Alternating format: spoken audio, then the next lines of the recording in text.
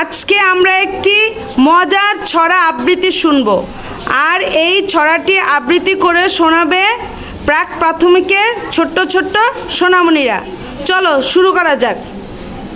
একের পরে দুই আর দুইয়ের পরে তিন, গুণের সুখে গুনবো মোরা, নাচবো তাদের দিন।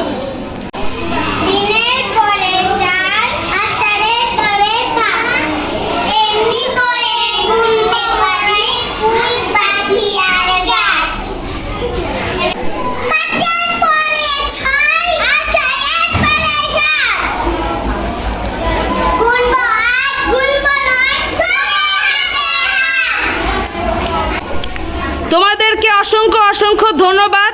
তোমরা এত সুন্দর একটি ছড়া আবৃত্তি করে শুনেছো। আজকের মতো এখানেই রাখছি। আল্লাহ হাফেজ।